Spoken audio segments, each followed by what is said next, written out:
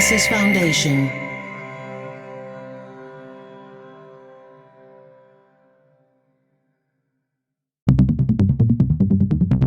Dublab.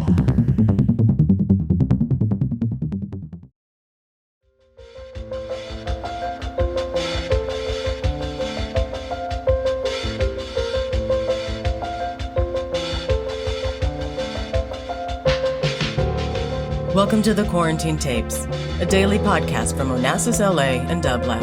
Hosted by Paul Holdengräber, this series chronicles shifting paradigms in the era of social distancing.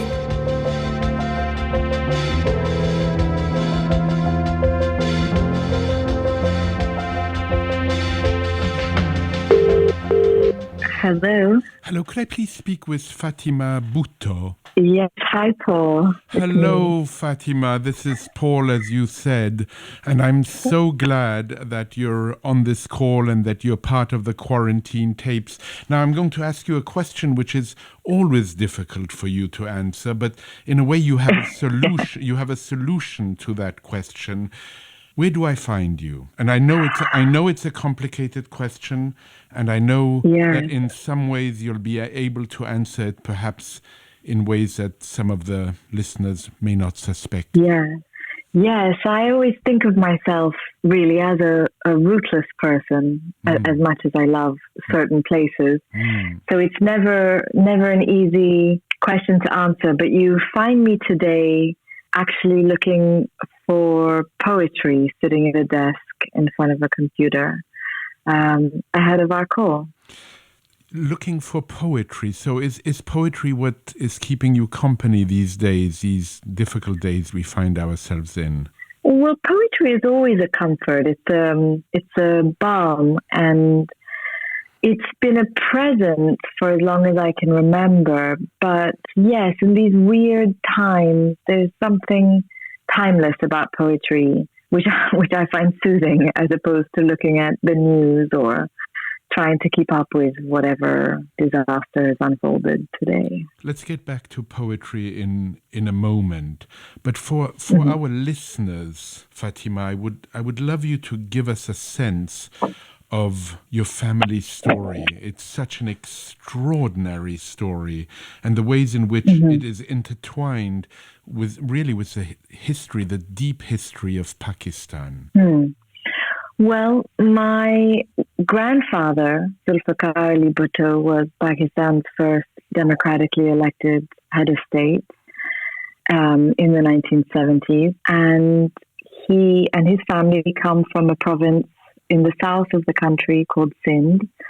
And though they were all very big readers and writers and students of many things, but including the law and history and philosophy, my grandfather was a politician, and he presided over this country that he loved. And it was a time where Pakistan was just 30 years young, really. It was very soon after our independence. And so many things were possible, so many things were hopeful about the promise of Pakistan.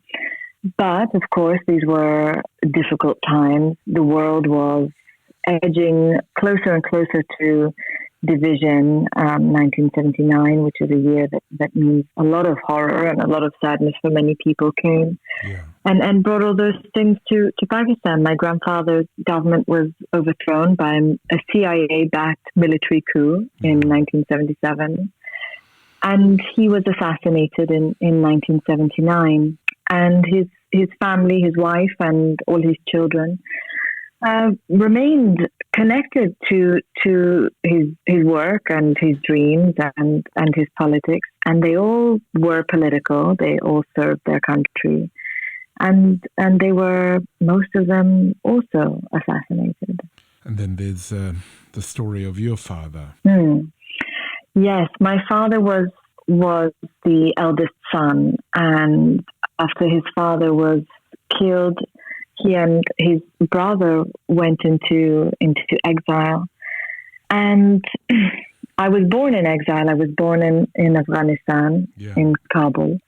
And my father spent 16 years in exile after Afghanistan. I lived in Syria, in Damascus. And I was 11 years old before we would return fully, permanently to Pakistan.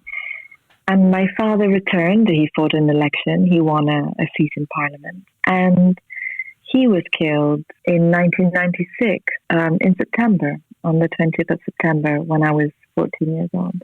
Reading that and reading how that assassination of your own father was, it's no wonder, Fatima, no wonder that the notion, even my notion of asking you where you are, the notion of home is complex for you. And it reminds me of a line that we've used very much on these quarantine tapes, which is a wonderful line by Pascal, where he says all of humanity's problems stem from man's inability to sit quietly in a room alone. Oh, that's beautiful. Yes, the idea of how does that resonate for you? How does that resonate for you? It resonates. It certainly resonates. The life I had growing up in exile was quite quiet, and it to me was very happy. It was a beautiful time, but I know that it certainly wasn't that for my father. My father was very homesick and was not happy really to be in exile and in a room sitting quietly. And so I understand both. I understand the need to push against the wall. Right. But I do love, and I'm grateful for the chance to have boundaries up when I need them too. You recently posted something that I found quite extraordinary. About 2 weeks ago, you wrote, "The connection between American racism and imperialism can never be stated enough. These are tactics U.S. forces perfected abroad over decades, in Afghanistan, Iraq, Pakistan, the dirty wars, Vietnam, and more. Never be silent. They will always bring them home." Help me understand what you meant. Well, I think anyone that has lived in a country or that knows a country that has suffered the handprint of America knows that there's a big gulf between the promise of America and its practice. And the promise is, of course, beautiful, a place of free expression, of diversity, of dissent and debate. These are all the reasons why we watch America, why we're curious of it, why we wonder about it. But American power out in the world never seems to abide by any of those promises. In fact, it is imperial, it is rough, it is brutal. And it has been for many years, and it hides under the cover of its sophistication in many ways. So, if we're talking about Iraq, it's 37 million people were displaced by America's recent wars. The bombing of Laos meant that something atrocious like 1 in 10 people were affected in the country. If we talk about Pakistan, we know that the drone wars were really a illegal war. These are not wars that were given sanctions. These are wars where a plane flew under cover of clouds and indiscriminately killed. It bombed wedding parties. It bombed people traveling on long stretches of highway. Those people had no right to a fair trial. They had no right to be questioned. They were just assassinated. So anyone who has seen what America does out in the world cannot be surprised by the fact that police vans in Portland are driving through neighborhoods and in unmarked vehicles and throwing young people into the back. Anyone who has watched American troops in countries that they're occupying and invading cannot be surprised that there is a certain kind of delight that the police are taking now in beating people with batons and in arresting peaceful protesters. Did you say delight? I think there is a delight, yes. Right. I was a student in New York. I was an undergrad when 9/11 happened and when the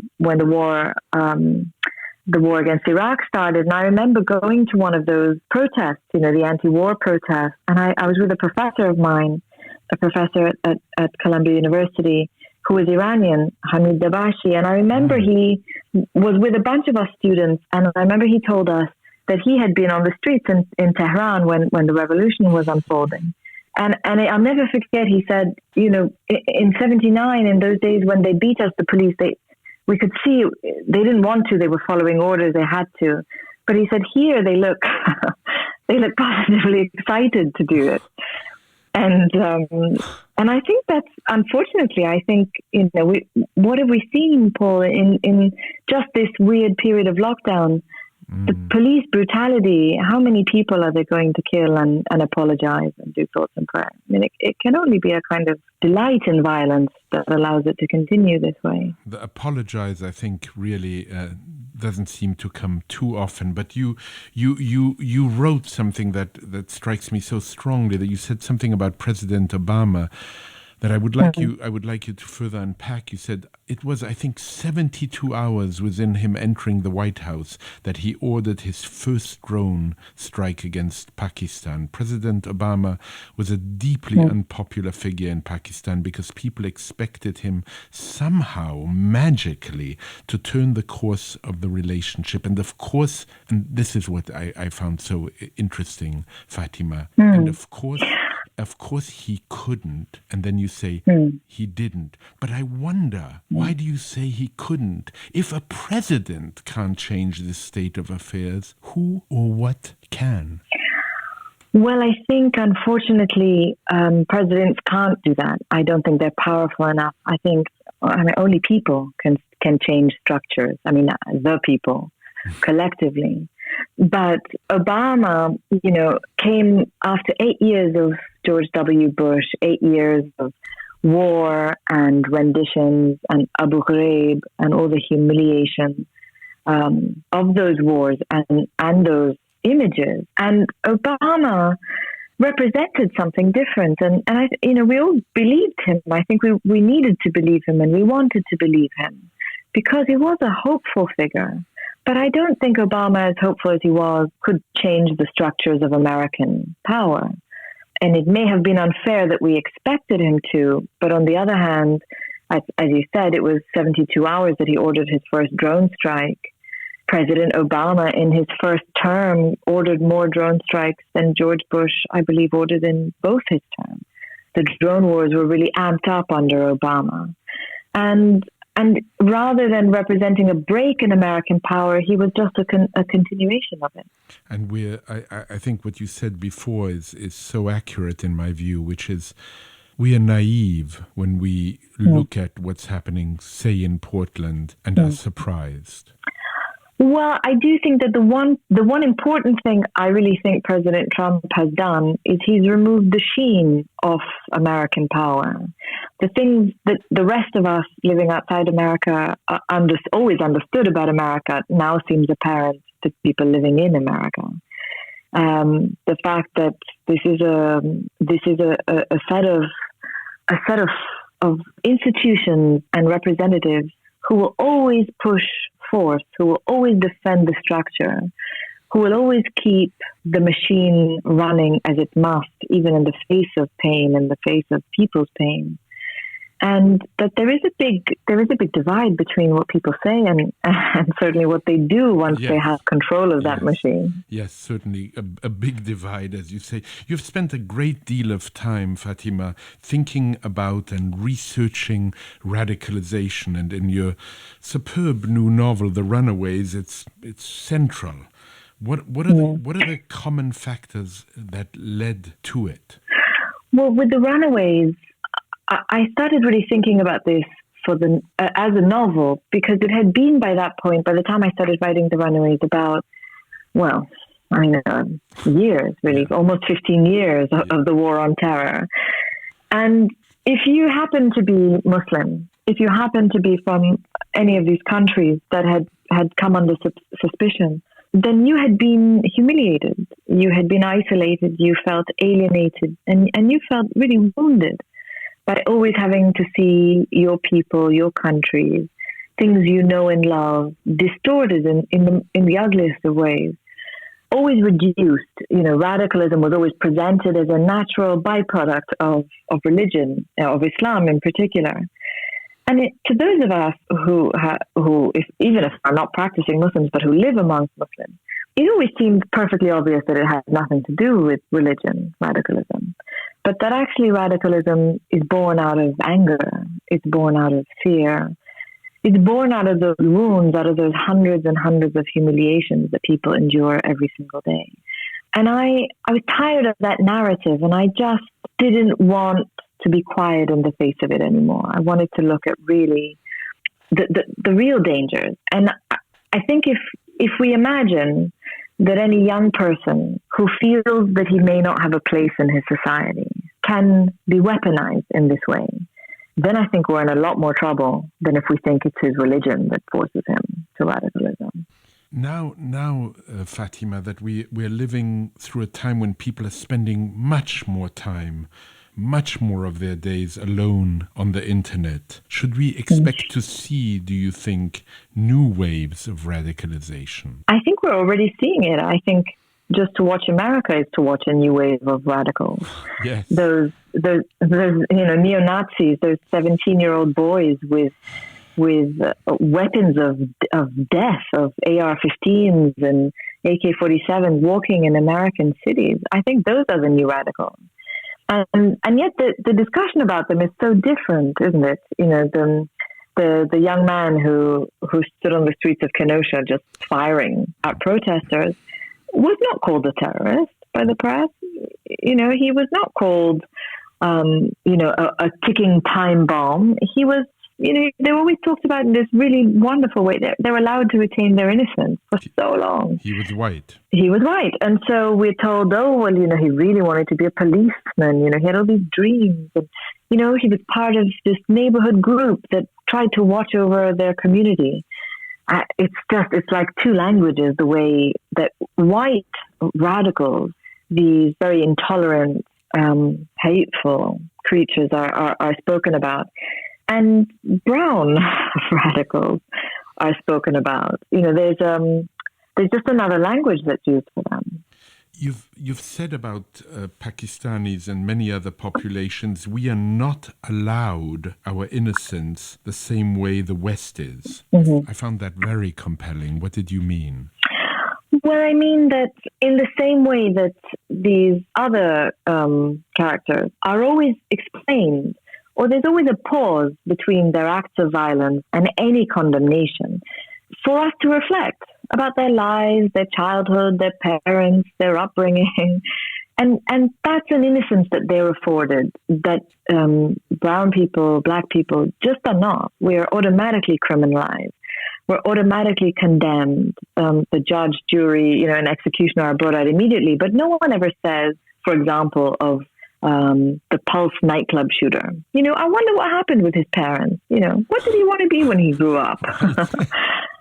And they do that with the Christchurch killer. The man who walked into the two mosques and shot 50 people point blank. He's always described as this angelic baby. We see lots of pictures of him as a young boy. They tell us about his travels. Oh, and by the way, it was his travels to Asia that radicalized him. So it's our fault anyway, whichever way you look at it. We get to hear about his, he was a gym instructor. He struggled. And actually what I'd like is I do think it's important to try and understand people's motivations. Right. Certainly not to excuse them, but I think it's important to look at what happens to the lives of men that turns them into killers. I think that is important. Of course, and as a novelist, you would be very interested with that backstory. Absolutely, but I think it has to be done for everyone. That's right. I'm unsatisfied if it's only done for one group of people and not another. And it doesn't seem to bother anyone in the press or in the media or on TV, because I don't see any of that changing. It just gets more divisive, the language. As an epigram to the Runaways, you have this beautiful poem by Mahmoud Darwish, which I will read, and maybe you can help us understand why it's there and what it means for you. And I was lost in Rita for 2 years. And for 2 years she slept on my arm. And we made promises over the most beautiful of cups. And we burned in the wine on our lips. And we were born again. That's one of my favorite poems. And it's a beautiful poem. And I chose it. I've always loved Mahmoud Darwish. And I find him an astonishing poet for his beauty and for his politics, for his resisting of power and force. But I was reading that when I was writing The Runaways. I had it written down in a notebook that was on my desk, and I would just look at it every now and again. And I used it for the book because the promise of rebirth was so moving to me. It's a poem which has a rifle in it, and I was thinking of rifle. I was thinking of war when I was writing The Runaways. But it also occurred to me that a lot of the seduction of radicalism, a lot of the seduction of really burning your life, of setting ablaze everything you've ever known, and choosing another existence, is a rebirth. And I felt very sad for the people I wrote about in The Runaways, that their rebirth had to be violent, that there was no other avenue for their rebirth, that there was no other way for them to be born anew, except through the choices they made, which were terrible choices. When we began this conversation, you may remember, I asked you where you were. And we quickly spoke about the notion of home, and maybe like Celan says, my homeland is language. And you wrote to me recently that Lorca has been very much on your mind, another very great poet. And I'm wondering, is there a poem of his in particular, that speaks to you? Yes, there is. Yes, I like that. Yes. There is something about this poem that it takes my breath away, certain lines in it. And I find them, I want to cry when I read some of these lines of this poem, but it's absent soul, the soul is gone. Can you read it for us if you have it? Yes, I will. So I think it's commonly called absent soul, but yes. Alma ausente. Alma ausente. Ausente, exactly. The bull does not know you, nor the fig tree, nor the horses, nor the ants in your own house. The child and the afternoon do not know you, because you have died forever. The shoulder of the stone does not know you, nor the black silk where you are shuttered. Your silent memory does not know you, because you have died forever. The autumn will come with small white snails, misty grapes, and clustered hills, but no one will look into your eyes, because you have died forever. Because you have died forever, like all the dead of the earth, like all the dead who are forgotten in a heap of lifeless dogs. Nobody knows you, no, but I sing to you. For posterity, I sing of your profile and grace, of the maturity of your understanding, of your appetite for death and the taste of its mouth, of the sadness of your once valiant gaiety. It will be a long time, if ever, before there is born an Andalusian so true, so rich in adventure. I sing of his elegance with words that tremble, and I remember a sad breeze through the olive trees.